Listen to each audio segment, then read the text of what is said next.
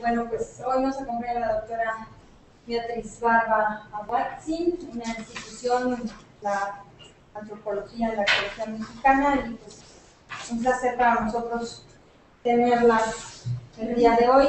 Así que pues le damos la palabra a la doctora que nos va a hablar sobre arte en China. Bueno, muy buenas tardes, muchas gracias por la invitación.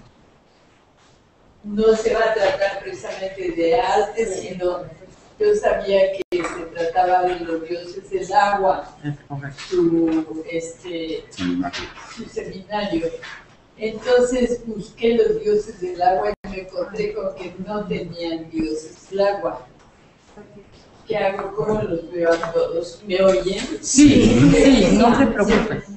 Entonces, vamos a platicar un ratito y ir viendo las hojas que les dieron.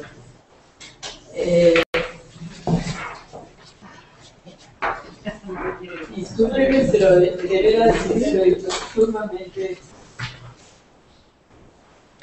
cansada porque me caí, me rompí todo lo rompible y ahorita hemos caminado por toda la universidad buscándolos y bueno, una vez más.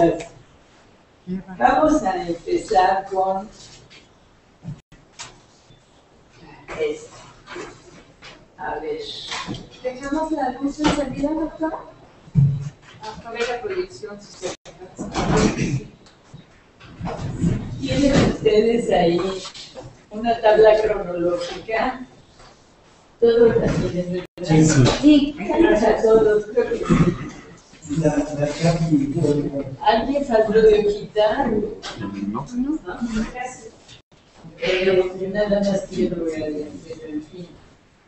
¿Quiere luz ahí, doctora? Creo que sí necesito. No, ¿qué tanta? ¿Dónde puede ayudar? Ven a hacer una cronología y está dividida en la sociedad primitiva. Ese cuadro lo tienen en el Museo de Banpo en China, cerca de Pekín. Y por supuesto que tienen la terminología socialista, ¿verdad? Porque no usa la palabra prehistoria, sino sociedad primitiva. Y así sucesivamente. La sociedad primitiva es definitivamente la prehistoria. Va de 500.000 de años, que es Banpo en 500.000 de años, pero Lantian es otro lugar cercano, tiene 700.000 comprobados según ellos. Y la sociedad primitiva, o sea, desde la paleolítico inferior, medio y superior, va desde 500.000 de años a 4.000 antes de Cristo. Luego sigue la sociedad esclavista. Como ustedes saben, se refiere al modo de producción. La esclavitud es la propiedad del hombre por el hombre, y entonces está ahí en el siglo XXI a 475 a.C. La sociedad esclavista se compone con las dinastías Xia, Shang, Zhou y la era de primavera y otoño. Luego viene la época feudal, en donde en el feudo también tenemos la referencia a la terminología socialista. El feudo se refiere también a que la tierra está rentada, se renta la tierra, y va de 475 a 1800 de nuestra era. NE quiere decir nuestra era y la ANE quiere decir antes de nuestra era. La sociedad feudal es reinos combatientes y Qin, la dinastía Qin. Han del oeste está separando antes de Cristo y después de Cristo para nosotros, para ellos se refiere a la terminología europea. Y luego viene el resto que se refiere fundamentalmente a la China imperial hasta Xi'an, hasta abajo, hasta China, es la China imperial. Ahí terminaría la China imperial. Vamos entonces a ver qué cosa encontramos en lo que ustedes les busquen.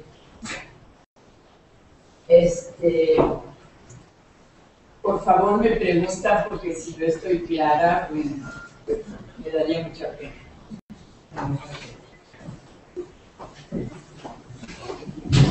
Empezamos con la sociedad.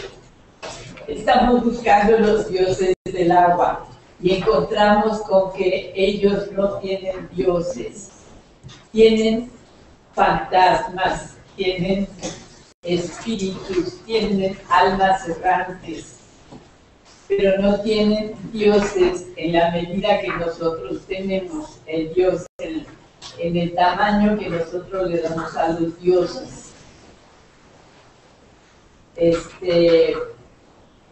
¿Qué podríamos decir de la sociedad primitiva aquí? Se trata de diosecillos del agua que están a lo largo de los ríos, a lo largo de las playas. Y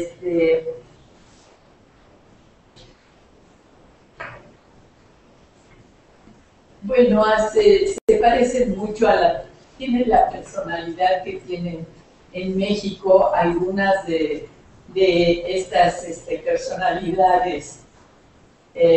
Los chaneques, por ejemplo, de la zona maya, que son espíritus que salen en la noche, traviesos, pero no son deidades. De la sociedad primitiva, tenemos aquí, vamos a ver.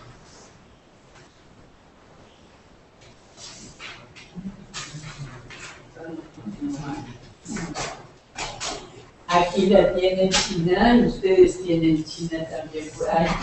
Y se van a dar cuenta que la costa del oriente de China es muy grande, mientras que el resto el resto de China, el norte también es muy grande, el sur también, pero como costa, digo, como cuerpo de agua, como cuerpo marino, el que es muy grande es el oriental, todo lo que es el mar oriental.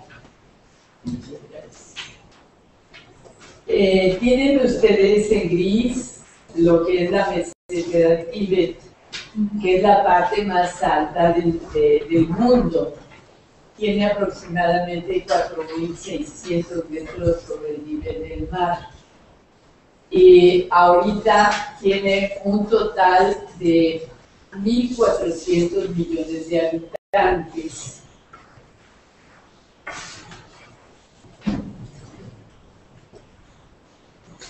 Y tiene los ríos, quizá el tercero y el cuarto más grande del mundo. Es un país que tiene casi todos los climas que existen y la forma de agricultura es diferente, pero muy parecida. Por ejemplo, la coa para sembrar es muy parecida.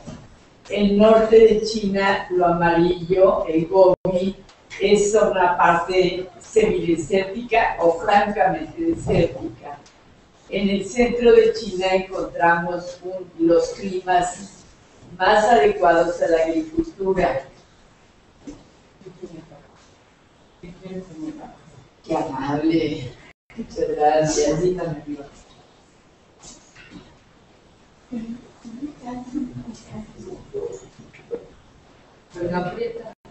Tiene dos bolitos, pero si se pronuncian palabras mágicas.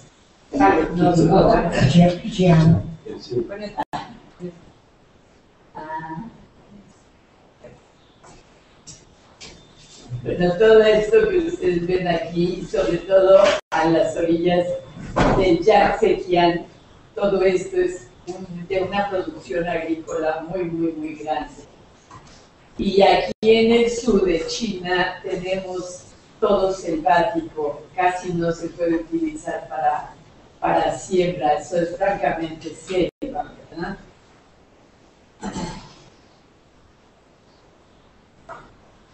El Neolítico, más o menos siglo 40 a 20 antes de Cristo, China era un grupo de tribus y clanes que creían en seres todopoderosos, que podían crear y modificar a la naturaleza, como el gigante Pakú.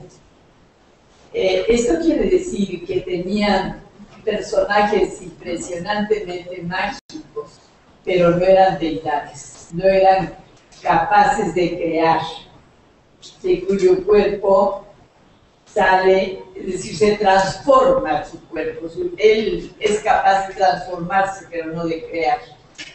El cielo y la tierra.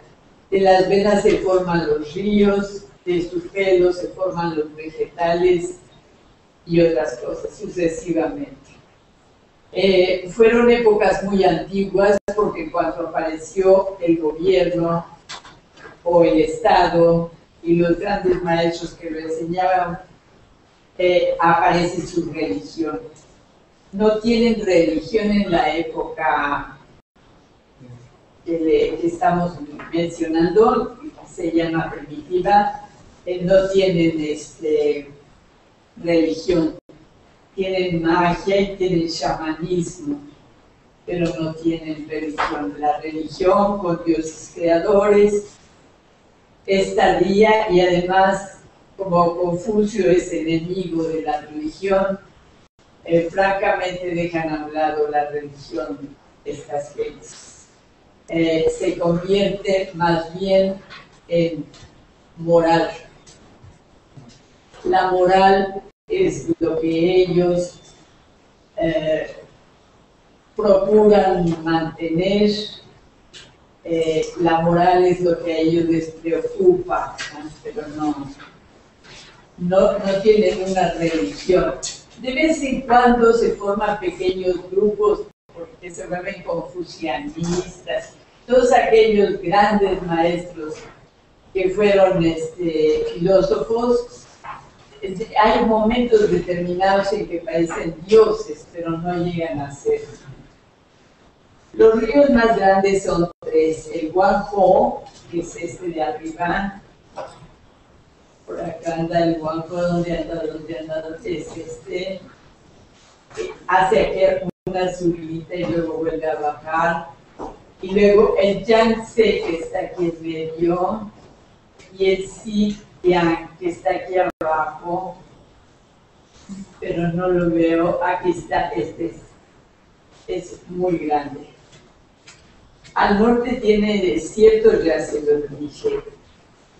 Los chinos tienen 54 etnias o grupos étnicos menores, con su propia lengua y con su propia escritura.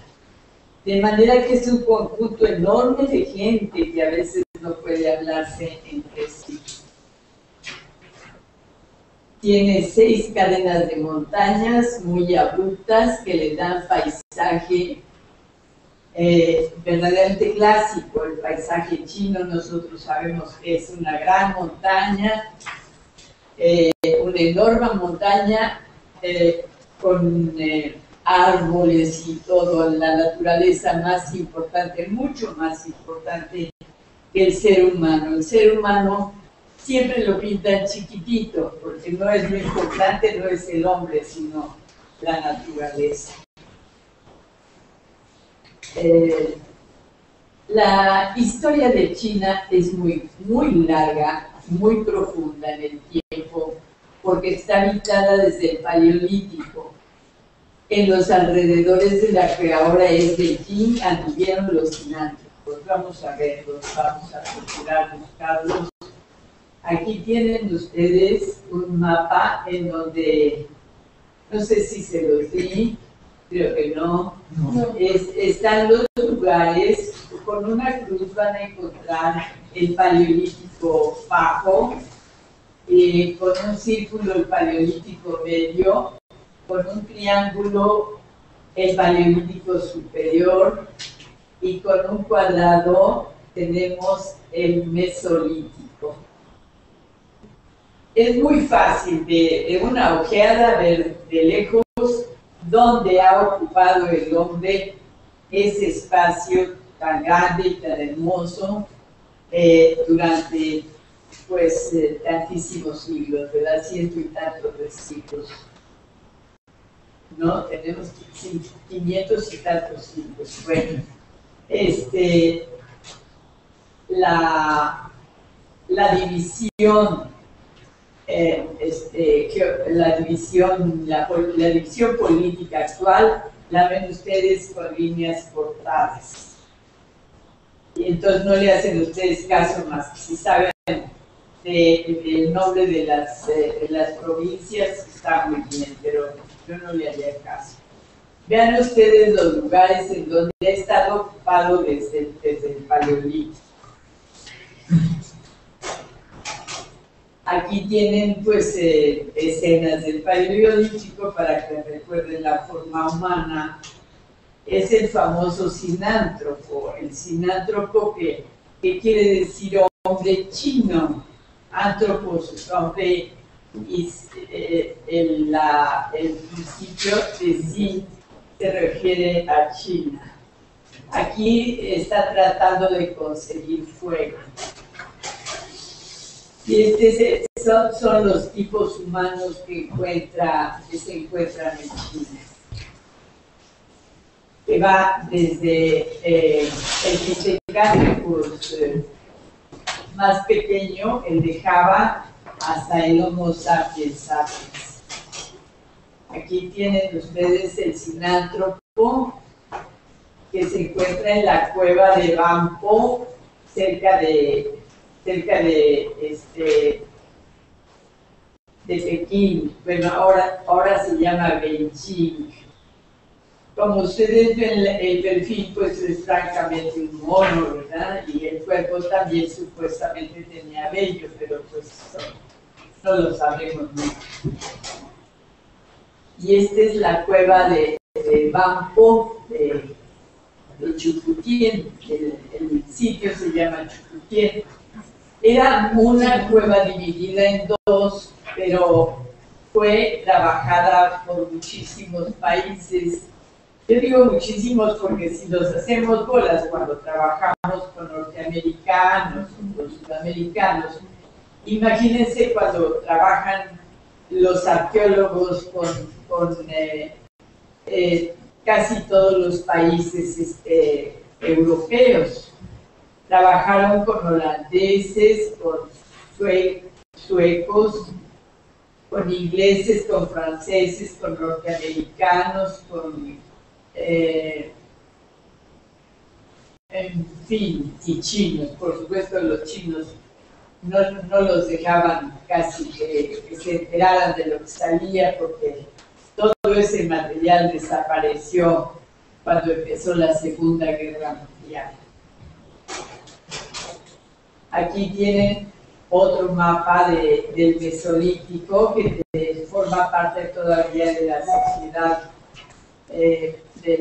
sociedad de la prehistoria, el Mesolítico y el Neolítico. Vean ustedes que ha aumentado una gran cantidad la población.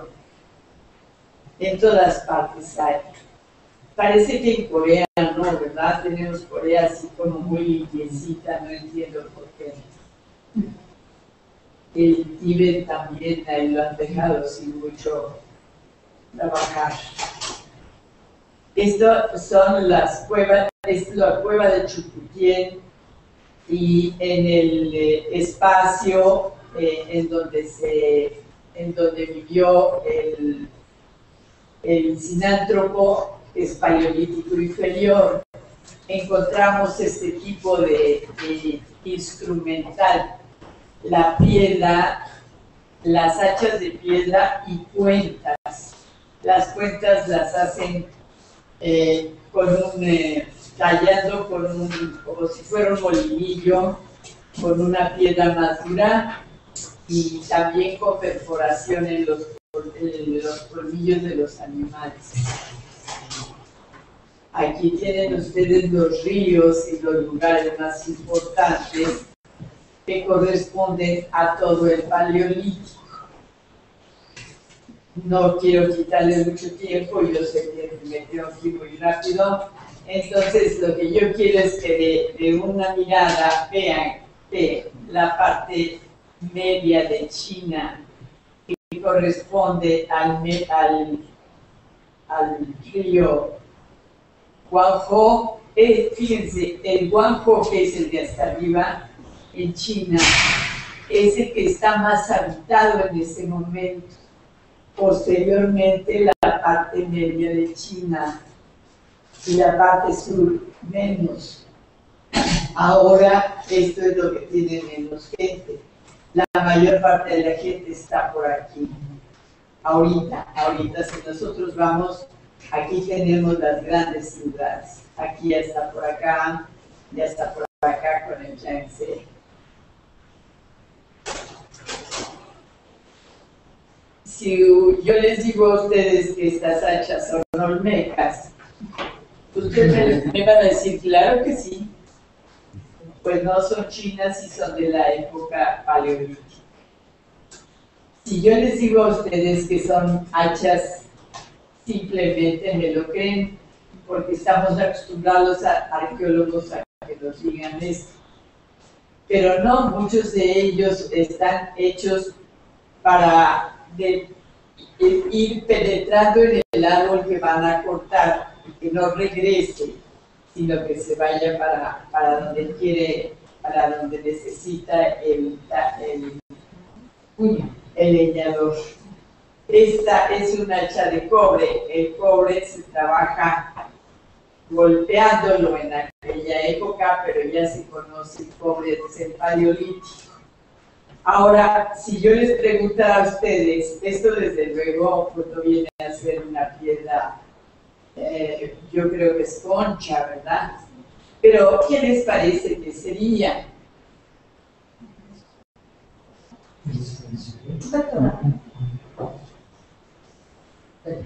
En el museo teníamos la costumbre de que cuando no sabíamos lo que era, decíamos objeto ceremonial.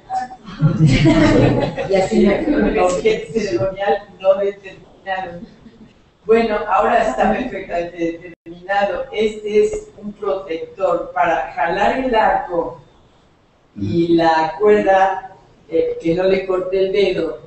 Entonces mete aquí el dedo, aquí mete el dedo y lo suelta y no le ha pasado nada al pobre dedo.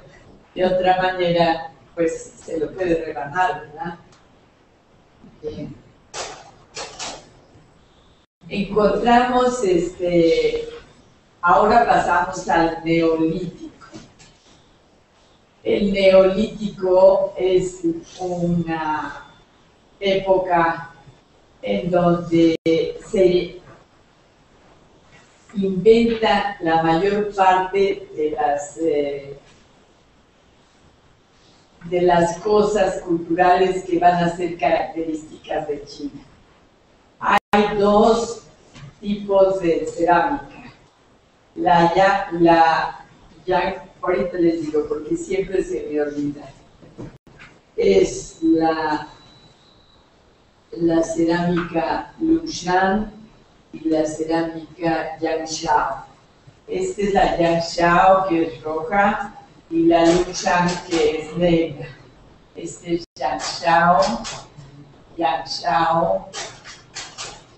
Esta es la Lushan. Como ustedes ven, es una preciosidad de trabajo el que hace. En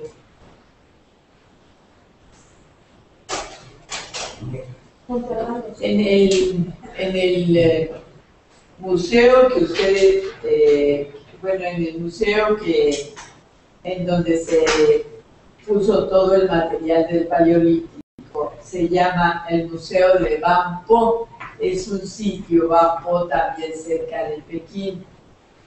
y se reconstruye, la aldea que se encuentra allí se reconstruye totalmente y además se techa, de manera que llueva o no llueva, y suceda lo que suceda, no le pasa nada a la aldea se conserva.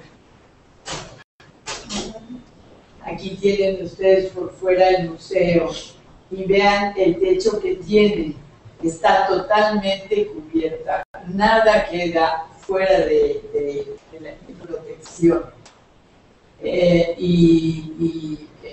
La cantidad de visitantes que tiene pues, es monstruosa, imagínense ustedes con 1.400 millones de habitantes. 1.400 millones, México tiene 120 millones. 120 millones y ya no cabemos, ¿verdad? En el metro, por ejemplo, viene a ser una especie de, pues no sé, de sacrificio humano, ¿verdad? China es una cosa tremenda para los transportes, es verdaderamente un problema muy severo. Y aquí tienen ustedes un momento en donde yo creo que procuraron que saliera bonita la diapositiva, pero por lo regular se ven cabezas chinas por todos lados. Y luego, si les cae bien el país donde están, o digo el país que les mencionan, bueno, dan toda clase de facilidades para que la gente de atrás lo vea. Pero si les caen mal, entonces tapan con las manos y no dejan ver. Bueno, a mí me pareció muy buena idea. Porque estábamos viendo una sala muy interesante y dijeron, los visitantes que tenemos aquí son mexicanos. Entonces todos se agacharon. Y más adelante dijeron, los visitantes que están aquí son norteamericanos.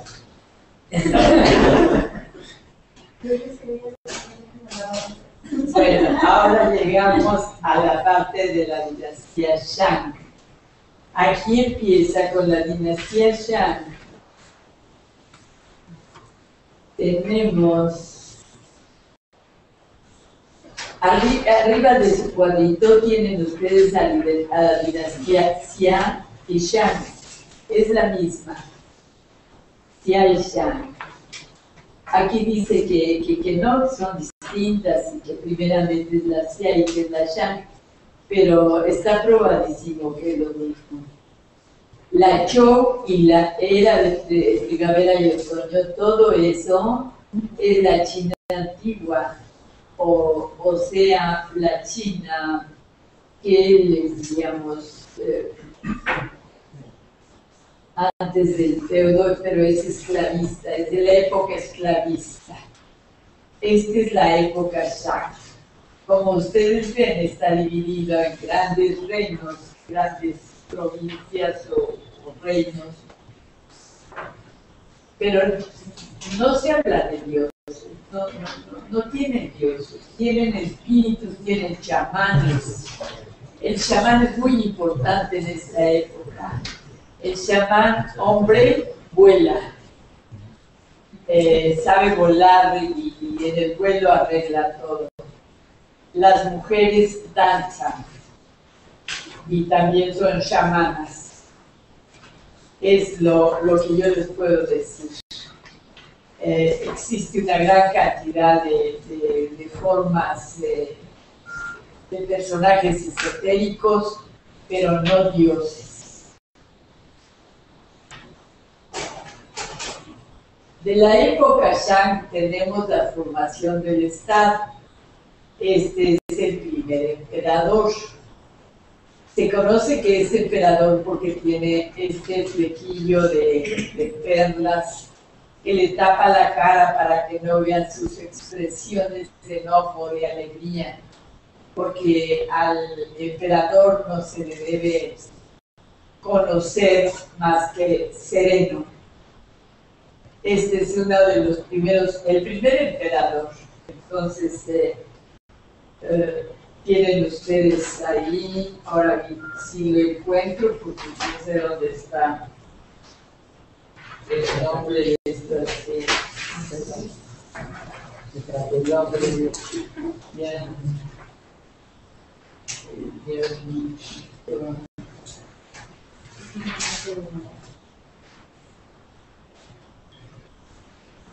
no creo que voy a perder el tiempo, porque les voy a contar lo que me sepa. ¿Qué más les digo de él? Había la preocupación muy grande de conocer la manera de no morir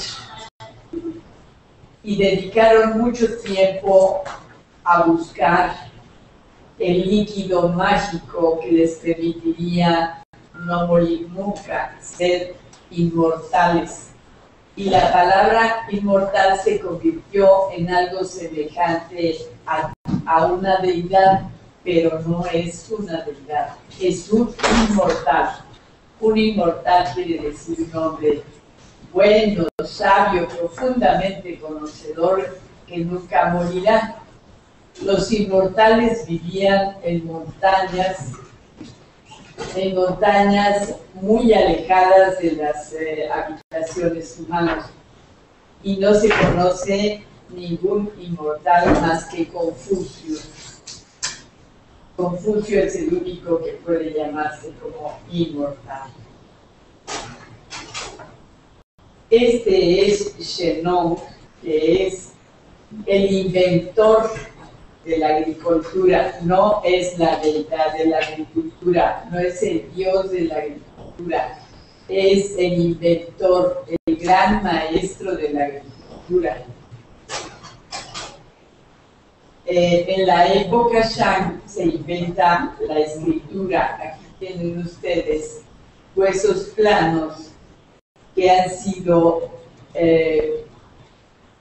trabajados con una aguja o con un metal puntiagudo y han contado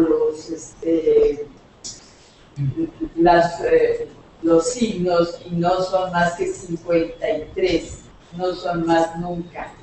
Pero en la actualidad vienen a ser aproximadamente 820, algo por el estilo, o sea, que para leer un periódico ustedes tienen que dedicarse a leer y a escribir nada más, sin preocuparse por nada más de la cultura china. Aquí tienen también de esa época Shang, escritura en los huesos del vientre de la tortuga. Y aquí ya pasamos a la época de los fines del Shang, en donde se inventa el bronce. Shang viene a ser como siglo XX a.C. Y aquí tienen ustedes cómo se hace, cómo se trabaja el bronce. Primeramente se hace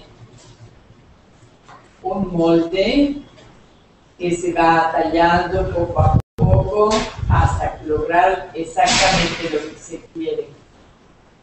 Encima de ese se pone cera y hoyos para que penetre el metal completamente disuelto. También les dejan caminos para que salga el vapor y otras cosas. Aquí abajo tiene cómo quedó la pieza de abajo es ya la definitiva, porque se rompe el molde de barro y de cera, se limpia perfectamente y lo que cubría la cera es lo que queda ahí en el molde. Se trabajan los bronces de la época Shang hasta aproximadamente el siglo sexto, séptimo de nuestra era, en donde les gusta ya más la porcelana y otro tipo de trabajos, y van dejando el bronce por la masa. Es muy caro y muy difícil. Aquí tiene una vasija de la época Shang, que quiere decir los hijos del dragón. Aquí está el hombre, el hijo, y aquí está el dragón. Los hijos del dragón. Aquí tienen otro, y quisiera que ustedes vieran el original en la vitrina. Es verdaderamente tan bello que no se cansa uno de ver. Tienen en el Museo de Pekín un total de 32 salas de bronce. Si ustedes creen que sería prudente, pues podríamos pedir una de tantas y la cambiamos por nuestros barros aztecas. A ver si quieren. Aquí tenemos otro bronce y las primeras tumbas de la época feudal, en donde la gente es decapitada, como ustedes verán, está decapitada, para que vaya de compañía. Aquí tienen un plano de 8 tumbas de emperadores de la época Shang final. Vean las formas, porque lo que ustedes ven como cruz son escaleras.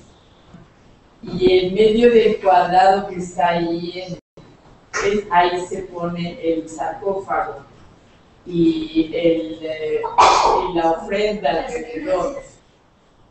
Y las tiras que ustedes ven a los lados son escaleras para bajarlo. Esto también son piezas de bronce para mejorar la tecnología. Ven ustedes cuchillos en estos que se amarran, que se meten, miren, aquí está, para fijarlo a las lanzas y queda un arma tremenda. Todo esto es de la época Shang. Esto es, si yo les doy a ustedes 10 segundos, alguno de ustedes me diría que es. Es para el arco. ¿Perdón? ¿Es un arco? Sí, dígalo. ¿Un arco? ¿No? Bien, este es un protector del arco. Aquí va el arco.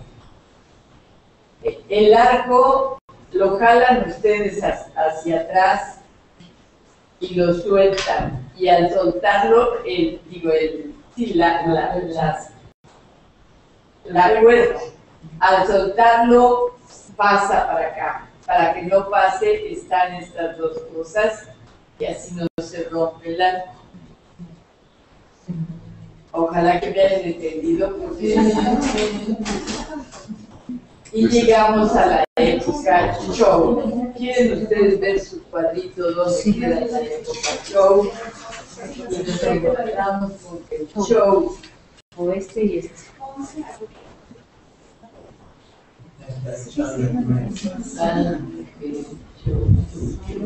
Ya no me lo encontré. Está después de los abajo de los paréntesis. Ah, está después de Shang, abajo de Shang está el Zhou. Y luego la era de primavera y otoño. Ustedes ven cómo se ha perdido terreno. Lo amarillo claro lo ha perdido China peleando por más tierras. China tuvo inmediatamente la tendencia a extenderse. Es algo que no ha perdido, porque, por ejemplo, toda la meseta del Tíbet no tiene por qué tenerlo, ni muchísimos lugares que ha ocupado, ¿verdad? Entonces, esa tendencia empieza bastante tempranito. Y encuentran ahí la ciudad de Loyang, que es una de las capitales más hermosas y largas del tiempo que tiene China. Bronces. ¿Qué bronce es? Es una campana, pero no tiene badajo, se toca en medio se golpea. Y este es un animal que se pone en los bronces, que se llama el taotie. El taotie es un animal mágico que asusta, corre, hace que se vayan los espíritus malos. Ahí está en inglés las partes del animal, pero no tiene caso que perdamos el tiempo. Nada más quería que lo quieran. En tecnología también, algo que le permite a los chinos extenderse es el carro de rueda radial. Primeramente se vuelve mucho más rápido, porque si recuerdan, las ruedas de Mesopotamia son terriblemente pesadas. Son de 3 piezas nada más y son muy pesadas y muy gruesas. En cambio, son delgaditas, rápidas, pero se gasta mucho bronce en cubrir la rueda y cubrir los rayos de la rueda. Esta pieza que ustedes van a ver aquí es para agarrar el caballo, es un caballo solamente.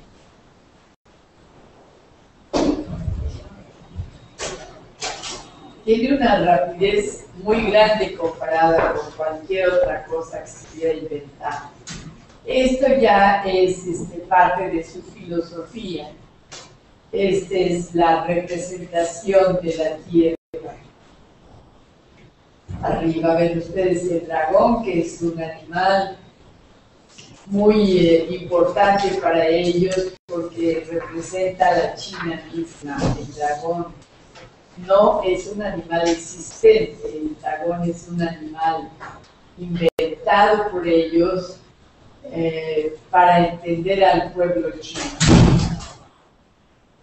Un bronce en donde está explicado una serie de situaciones filosóficas de aquella época. Lo mismo.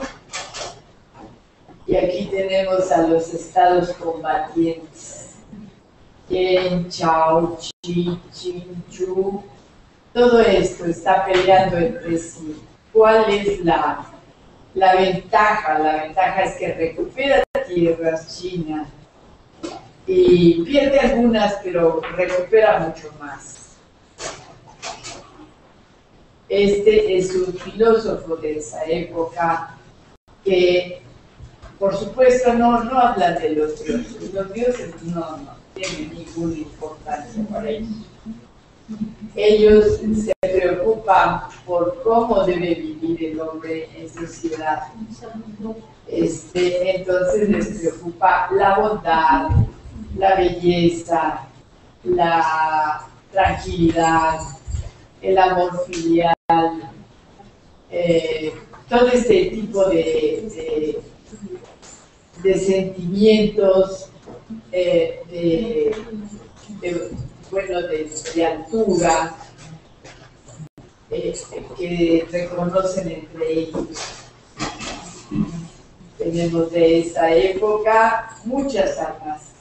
Esta es una de las armas más bonitas que se han encontrado, una espada. Es también bronce con incrustaciones de piedra. Y vean ahí la dinastía Qing. Aquí nos vamos a detener un poco. Vean el crecimiento tan grande de China por el carro que les enseñé anteriormente y otra serie de cosas que han aumentado a sus conocimientos para hacer la guerra rápida,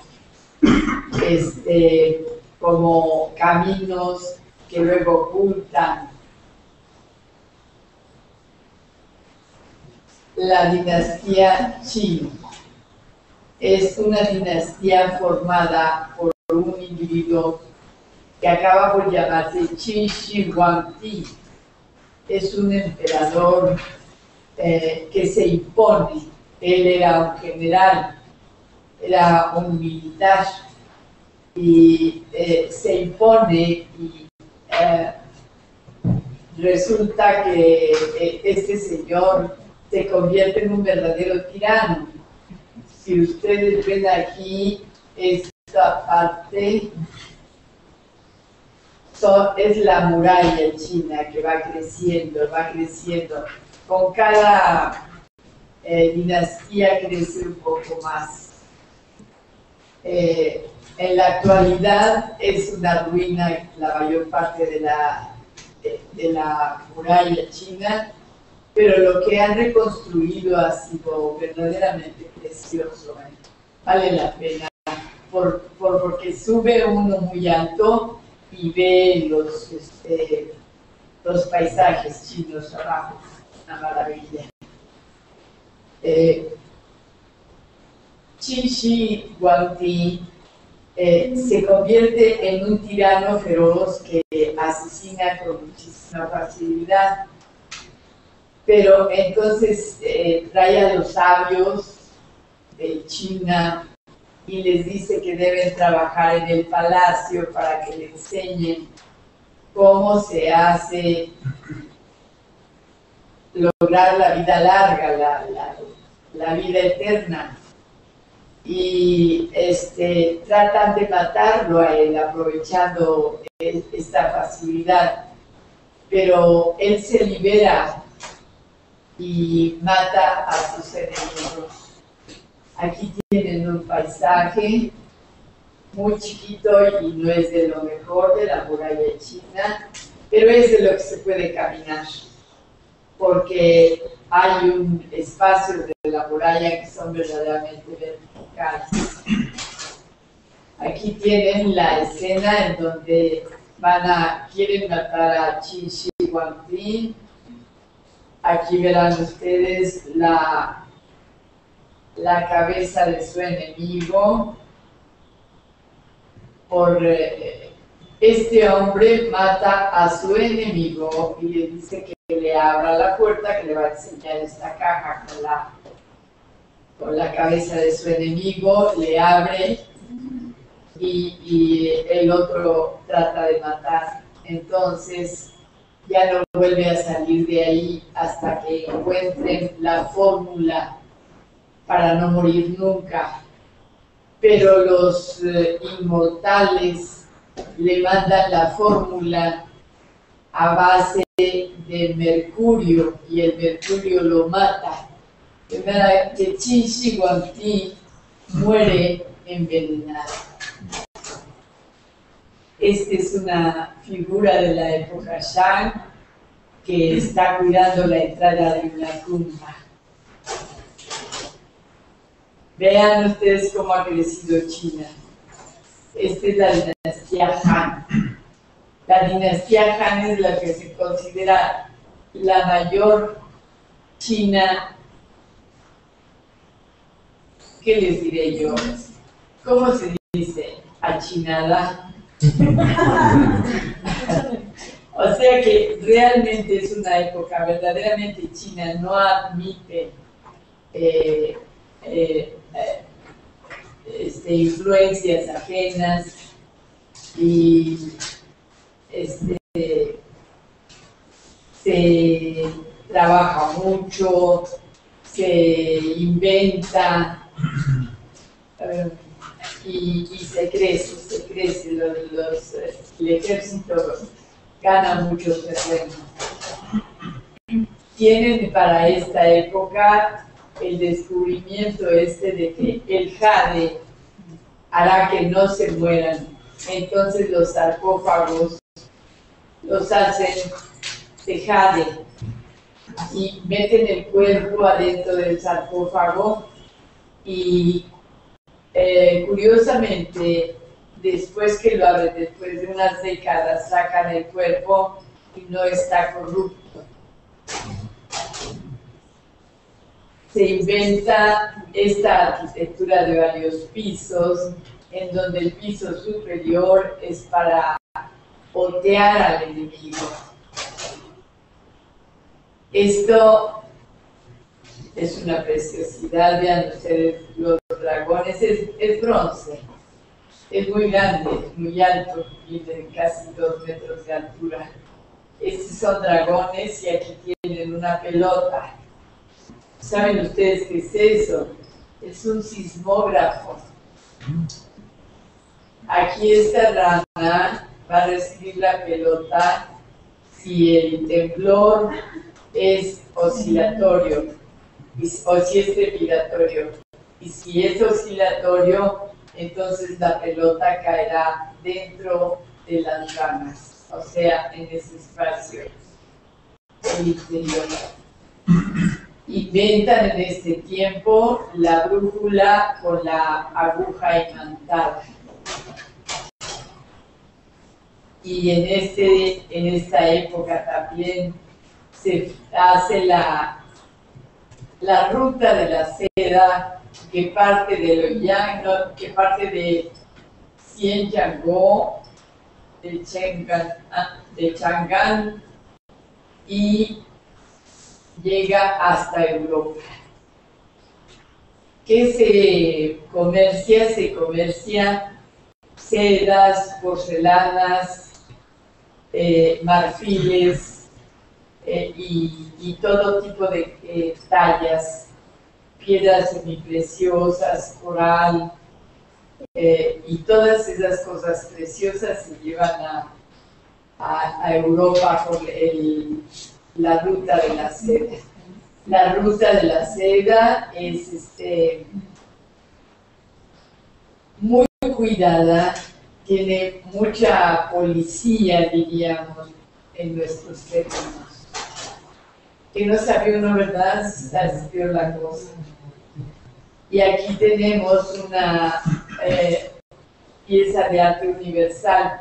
Es un caballito que mide 20 centímetros de altura y si lo fotografían ustedes, le pueden dar la estatura que quieran. Está parado en una golondrina y vuela más que ella. Ahora tenemos los 3 reinos. ¿Quieren hacerme el favor de localizarlo ahí? Es el reino Wei, Shu y Wu. Aquí vamos a ver, se ha dividido China, está dividida totalmente. Están peleando por terreno y peleando por objetos, piezas, población, conocimientos, etc. Este es un sabio de la época de los 3 reinos que está escribiendo. Escribe con pincel y tinta. Un Buda de la época. Buda se conoce por la relación con la India. Este es un Buda flamígero. Buda es muy importante para China porque es una personalidad moral. Buda es un verdadero consejero de moral. Tienen aquí también a China alrededor de 500 después de Cristo, y ahí tienen señalado grandes ciudades. Estas son ciudades, Loyang, Yicheng, y tenían otra por aquí, por aquí, por aquí, por aquí, por aquí, por acá hay varias pequeñas ciudades. Esta es la época Sui y Tang. Todo el mundo sabe que existió la época Tang. Las dinastías Sui y Tang son dinastías profundamente chinas. Regresan las tierras que les han quitado a los chinos, pelean mucho por volver a expandirse, se la pasan peleando por todo. Sí, y tienen ustedes ahí a los filósofos hablando de bondad, de paz, de quietud, de todo eso, y sin embargo vean ustedes el tamaño de China. Sui y Tang son confucianos. Aquí tienen ustedes a los guardianes de Confucio. Aquí está Buda, el Buda del porvenir, siempre sonriendo. Este es un Buda encontrado en unas excavaciones, pero realmente no se sabe de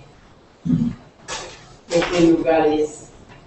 Estas son grandes esculturas de 20 metros de altura que se trabajan a los lados de los ríos. Y van, si ustedes ofrecen en México que aparezca su bolsa con su quincena que se perdió y le encuentran, bueno, entonces le deben un milagrito al santo. Pues esto es lo mismo.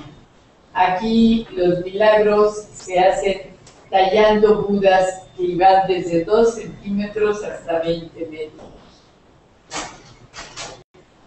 Aquí tienen las dos dinastías, vean la cantidad de terreno. Arriba tenemos la dinastía mongola que se llama Yuan, y abajo tenemos la dinastía Ming, que es la que estamos viendo. Esta es la dinastía mongola. Los mongoles invaden toda China y ocupan desde Corea, fíjense, aquí sí ya, Corea está ocupada, y desde el este más lejano hasta el norte de Arabia es el gran imperio de los Khanes, el gran Khan. Es en la época en que es la China más grande y menos consolidada de la historia de China. Una belleza, ¿verdad? Es la diosa Kuan Yin de la misericordia, hecha en porcelana. La porcelana es muy tardía.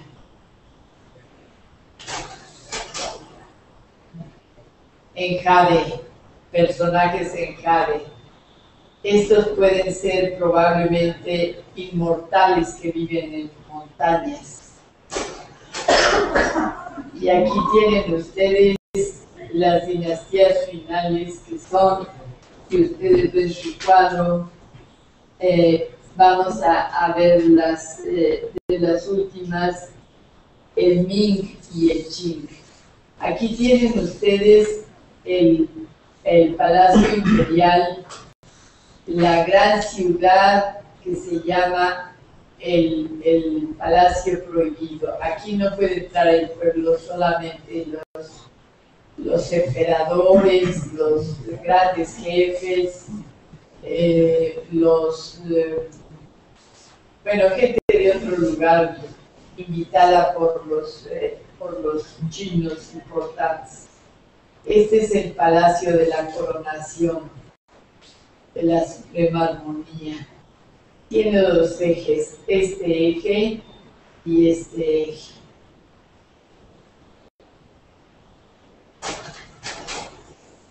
Y este es el Palacio de la Agricultura, el Templo de la Agricultura. Todos los días, el rey se sube por aquí, llega acá, sube por acá, caminando, y llega hasta la parte más alta del templo, y ahí el rey hace el ritual, que por lo regular es un ofrenda de vino a los dioses, como no hay dioses, pues bueno, a los inmortales, a los filósofos, a toda la gente importante. Fíjense que está la tierra en cuadrado representada por un patio con templos. Luego el camino al cielo, que es el camino correcto, el Dao. Y aquí el cielo, que se llama Pi, y que es circular.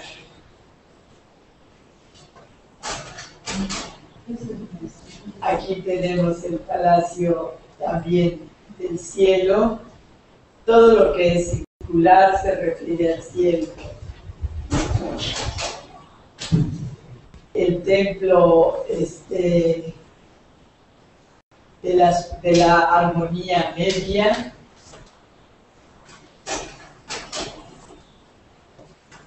Y finalmente el estado en que está China en el momento en que vienen los movimientos de independencia para sacar a los manchúes, porque los manchúes, aquí está Manchuria, los manchúes se apoderan de China, entonces China hace movimientos para sacarlo. ¿Se acuerdan de la película del último emperador? Bueno, pues el manchú es de esta parte de aquí, Manchuria. Se ha cortado muchísimo de este lado China y tenemos la influencia europea, la venta del opio, la obligación de la venta del opio, la obligación de la compra de las industrias europeas, en fin, Europa llegando a China de una manera bastante brusca. Este es el famoso tren que atraviesa toda el norte de China, como el Transiberiano. Sun Yat-sen, que es la cabecilla de la revolución de 1911. Mao, cabecilla de la revolución de 1921 a 49, la gran marcha que le da el poder a Mao, en la dedicación a la escuela, el aprendizaje a la lectura y escritura actual, el Palacio del Pueblo actual, que está hecho con tierra de todo el país. Cada quien llevaba pues materiales de su tierra para que estuviera representada en el Palacio del Pueblo. Y ahí terminamos. Muchas gracias.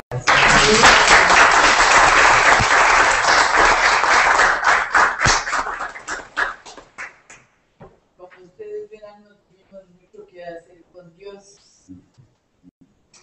ni con arte, ni con nada. Sí. Bueno, ¿tienen alguna pregunta? Disparen ¿Eh? que disparen las preguntas. Que disparen las preguntas. Los inmortales se van haciendo a través de los siglos. Hay unos primeros y se van añadiendo más, o se... Claro, se van añadiendo. Y viven en una montaña, viven en islas alejadas. Pero nadie los conoce, nadie sabe quiénes son. Pero tienen nombre y representación gráfica también.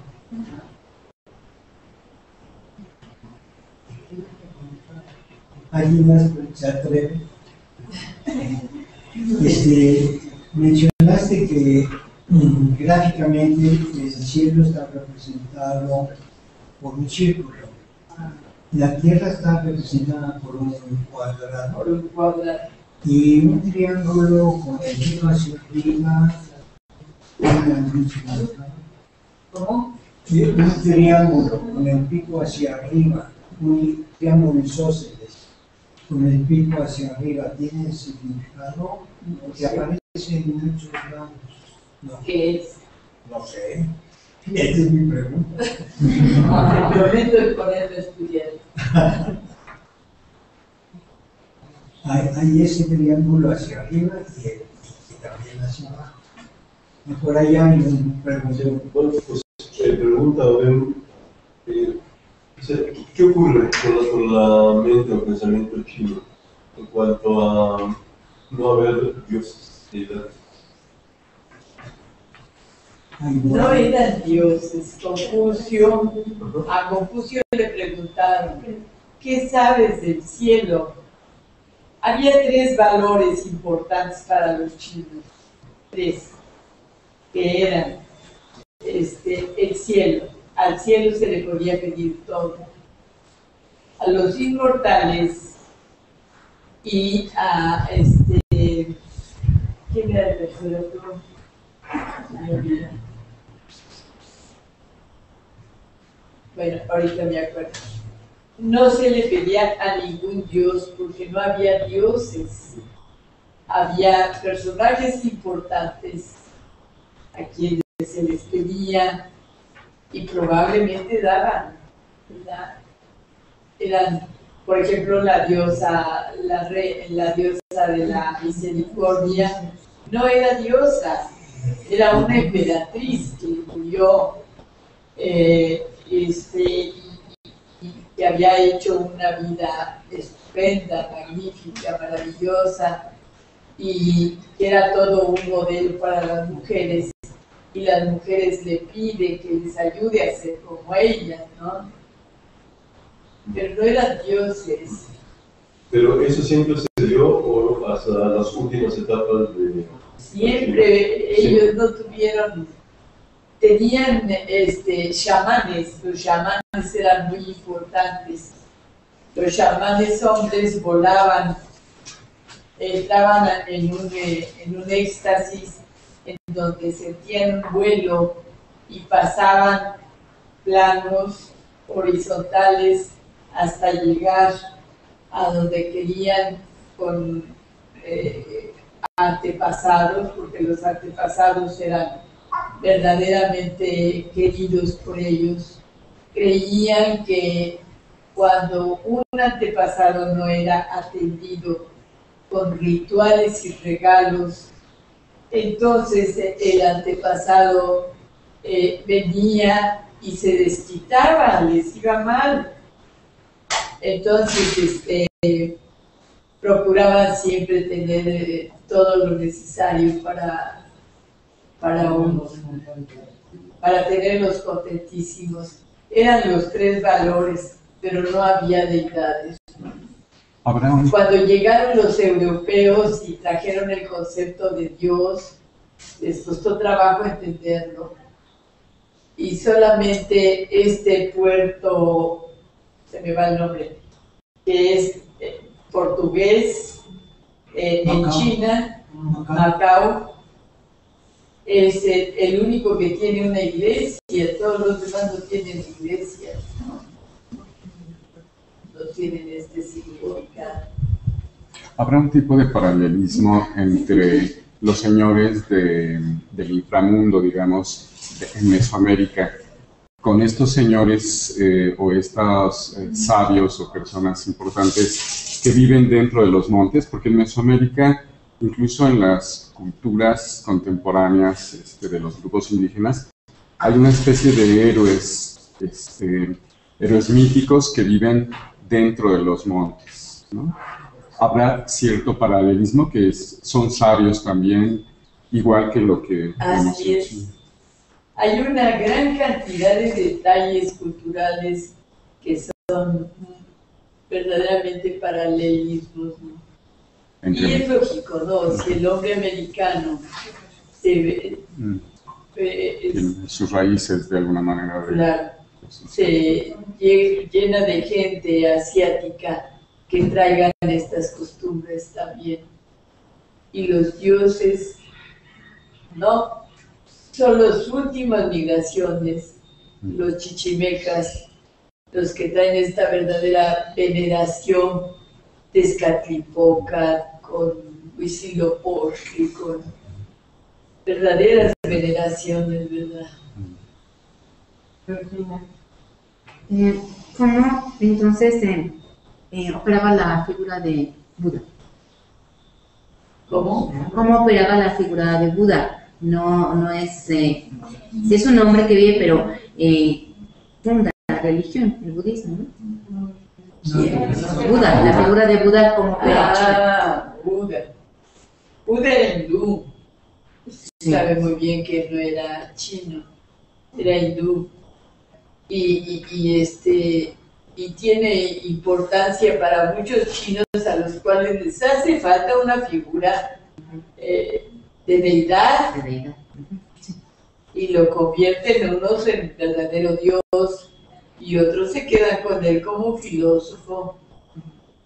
Con esa parte de filósofo. Sí, tiene las dos personalidades.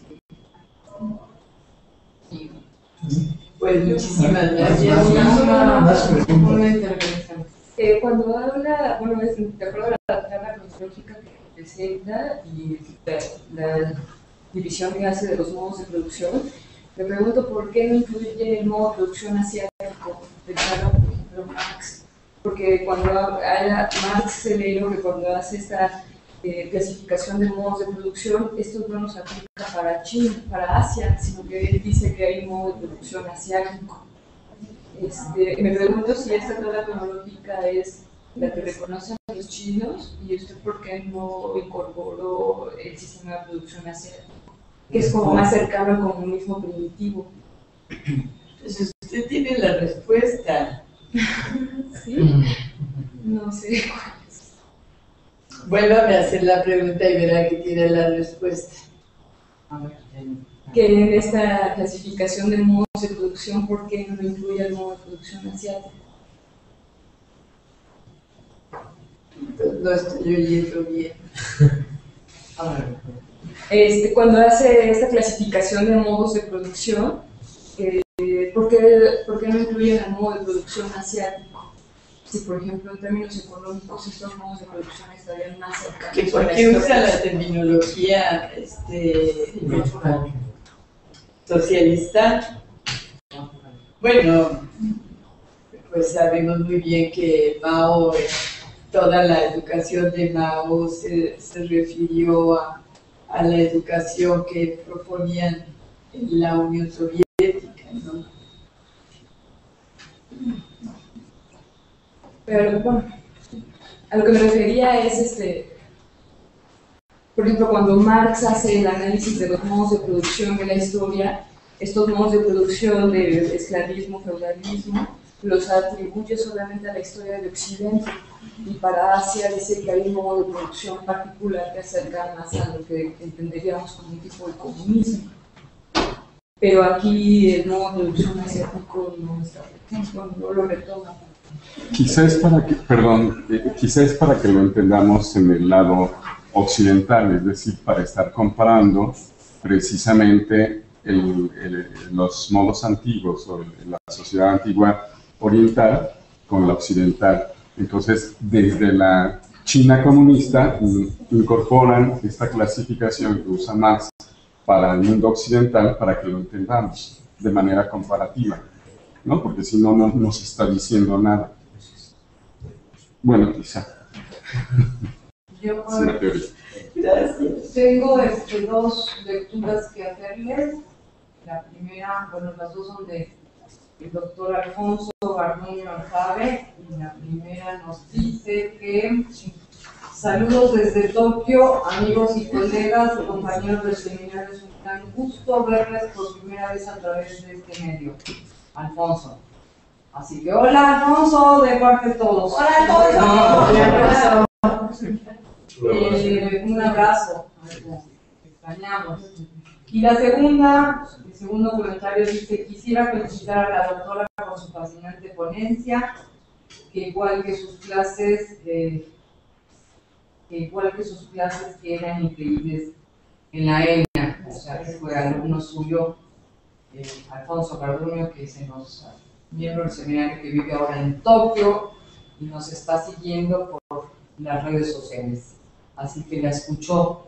¿Quién sabe qué hora hacer allá? Pero se desmañanó, se desveló para escucharla, doctora. Muchas felicidades. Dos preguntas más, una de Daniel y otra de Angulo. A ver, una de Angulo. Los antepasados se pueden convertir en inmortales o se quedan como antepasados separados y los inmortales son exclusivamente míticos. Los inmortales son individuos sabios que están haciendo mediante cosas alquímicas la búsqueda para la vida eterna. Hasta ahorita no sé, francamente. Entonces fueron Y los antepasados, todo el mundo tiene antepasados y son gentes que al morir dicen quién debe llevar el rito cada vez que tiene que hacerse, porque si no se hace el rito, entonces el espíritu del muerto sale y se desquita como puede, ¿no? De los antepasados no hay problema, todos tenemos antepasados, a menos que hayan nacido de... Y en cuanto a los inmortales, no, esos son sabios en búsqueda de más conocimiento. O sea que todos tenemos oportunidad de llegar a ser inmortales si nos esforzamos. Sí, inmortales porque después de tanta reprobada, ya nos quedamos fósiles más. Yo creo que América sigue y es un lugar sí. Bueno, agradecemos a la doctora. Bueno, pues hoy nos acompaña la doctora Beatriz Barba Aguatzin, una institución, la antropología, la arqueología mexicana, y pues un placer para nosotros tenerla el día de hoy. Así que pues le damos la palabra a la doctora que nos va a hablar sobre arte en China. Bueno, muy buenas tardes, muchas gracias por la invitación. No se va a tratar precisamente de arte, sino yo sabía que se trataba de los dioses del agua, su seminario. Entonces busqué los dioses del agua y me encontré con que no tenían dioses del agua. ¿Qué hago? ¿Cómo los veo a todos? ¿Me oyen? Sí, no te preocupes. Entonces, vamos a platicar un ratito y ir viendo las hojas que les dieron.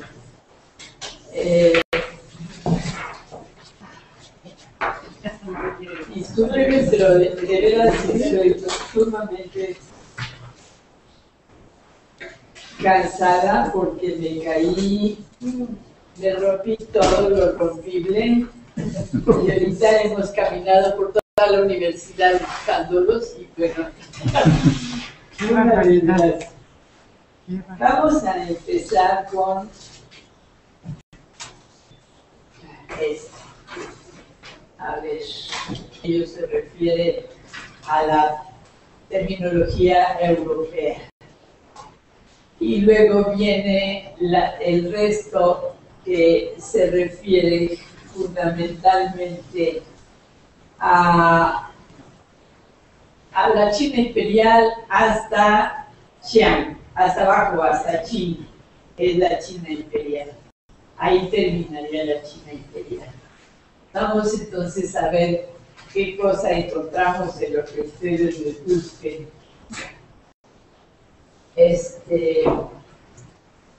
Por favor me preguntan porque si no estoy clara, pues me daría mucha pena.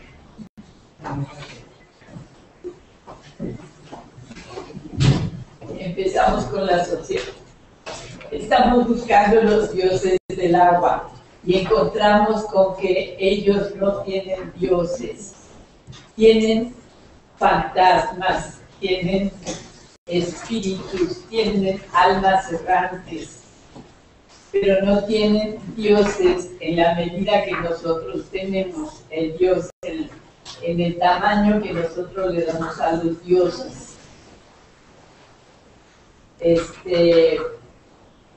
¿Qué podríamos decir de la sociedad primitiva aquí? Se trata de diosesillos del agua que están a lo largo de los ríos, a lo largo de las playas. Y ¿Dejamos la luz encendida, doctora? A ver la proyección. ¿Tienen ustedes ahí una tabla cronológica? Todos la tienen, ¿verdad? Sí. O sea, todos, creo que sí. La Capi, ¿Alguien faltó de hojita? No. Gracias. Nada más quiero ver, en fin. ¿Quiere luz ahí, doctora? Creo que sí necesito. No, ¿qué tanta? Después de Ven ustedes una cronología y está dividida en la sociedad primitiva. Ese cuadro lo tienen en el Museo de Banpo en China, cerca de Pekín, y por supuesto que tienen la terminología socialista, ¿verdad? Porque no usa la palabra prehistoria, sino sociedad primitiva, y así sucesivamente. La sociedad primitiva es definitivamente la prehistoria. Va de 500.000 de años, que es Banpo en 500.000 de años, pero Lantian es otro lugar cercano, tiene 700.000 comprobados según ellos. Y la sociedad primitiva, o sea, desde la paleolítico inferior, medio y superior, va desde 500.000 de años a 4.000 antes de Cristo. Luego sigue la sociedad esclavista. Como ustedes saben, se refiere al modo de producción. La esclavitud es la propiedad del hombre por el hombre, y entonces está ahí en el siglo XXI a 475 a.C. La sociedad esclavista se compone con las dinastías Xia, Shang, Zhou y la era de primavera y otoño. Luego viene la época feudal, en donde en el feudo también tenemos la referencia, la terminología socialista. El feudo se refiere también a que la tierra está rentada, se renta la tierra, y va de 475 a 1800 de nuestra era. NE quiere decir nuestra era y la ANE quiere decir antes de nuestra era. La sociedad feudal es reinos combatientes y Qin, la dinastía Qin. Han del oeste está separando antes de Cristo y después de Cristo para nosotros, para ellos. Bueno, se parecen mucho tienen la personalidad que tienen en México algunas de estas personalidades. Los chaneques, por ejemplo, de la zona maya, que son espíritus que salen en la noche, traviesos, pero no son deidades. De la sociedad primitiva, tenemos aquí, vamos a ver.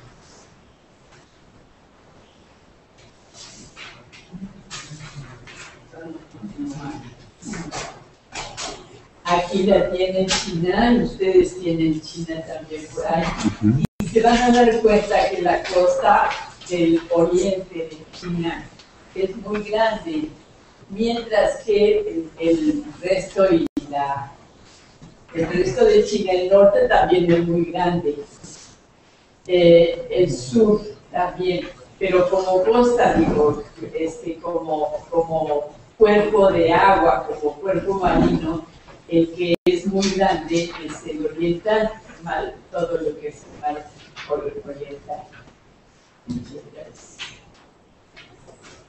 Tienen ustedes en gris lo que es la meseta de Tíbet, que es la parte más alta del mundo. Tiene aproximadamente 4.600 metros sobre el nivel del mar. Y ahorita